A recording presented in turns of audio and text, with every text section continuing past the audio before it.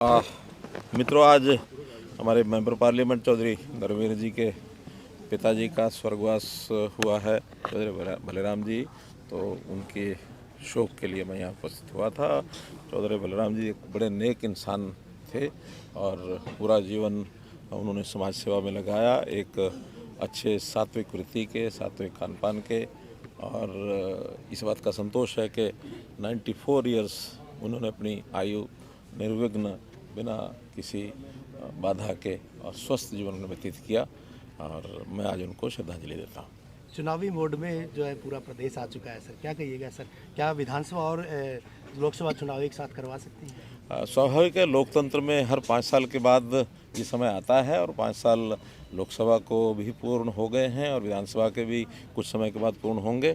पहले तो ऐसा लगता था कि शायद एक साथ हो सकते हैं, लेकिन अभी तक कोई केंद्र ने या चुनाव आयोग ने किसी प्रकार की कोई इंडिकेशन नहीं दी है, तो मुझे लगता है कि अपने अपने समय पर ही होंगे। सर, जो बिहार में उसको देखते हुए क्या लगता है अभी इंडिया गठबंधन का क्या भविष्य रहने वाला है? 17 वो तो आप भी देख रहे हैं, हम भी देख रहे हैं। क्या दिल के टुकड़े हुए हज़ार, कोई यहाँ गिरा कोई वहाँ गिरा, इस प्रकार से भटकते फिर रहे हैं।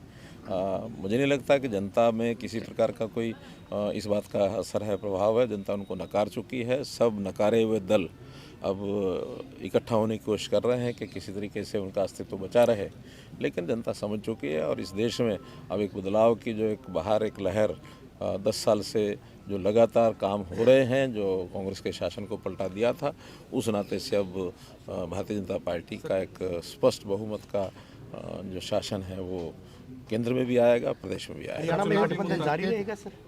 देखिए, ये रणनीति की बातें हैं, बाद में बताएंगे। सर, केजरीवाल आए थे कल जींद, उन्होंने कहा कि बिजली पानी दे दे, रोजगार दे दे, 4-5 वादे पूरे कर दे, वो राजनीति छोड़ देंगे। कोई नहीं, वो राजनीति छोड़े नहीं, उनको छुड़वाने की हमारा कोई इरादा नहीं है। वो राजनीति करते रहे, जनता उनको नकारती रहेगी। हरियाणा की जनता तो उनको स्वीकार करती नहीं। सर, चुनावी मुद्दा क्या रहने वाला है सर? स्वच्छ शासन प्रशासन, पारदर्शिता और लोगों की, खास करके जो गरीब समाज है, जो वंचित समाज है, अंत्योदय के नाते से हमारी योजनाएं चल रही हैं, उसको प्राथमिकता तौर पर आगे बढ़ाएंगे कि हर व्यक्ति को मुख्य धारा में आने का अवसर मिले। ये 60,000 भर्तियां पेंडिंग चल रही है, कब तक पूरी होने की संभावना? वो तकरीबन उसका काम पूरा हो चुका है। कभी भी रिजल्ट उसके आ सकते हैं, क्योंकि परीक्षा ग्रुप सी की 2 परीक्षाएं होनी है। एक परीक्षा पहले हो चुकी है, दूसरी परीक्षा ग्रुप्स में चल रही है और वो आगे 15-20 दिन में पूरी हो जाएंगी। ग्रुप डी की भी परीक्षा हो चुकी है और चूँकि एक डिमांड थी कि पहले ग्रुप सी का रिजल्ट निकाला जाए, तो मुझे लगता है कि पहले सी का निकालेंगे ताकि डी में उसके बाद जो लोग सी में सिलेक्ट हो जाएंगे उसके बाद डी में सिलेक्शन हो।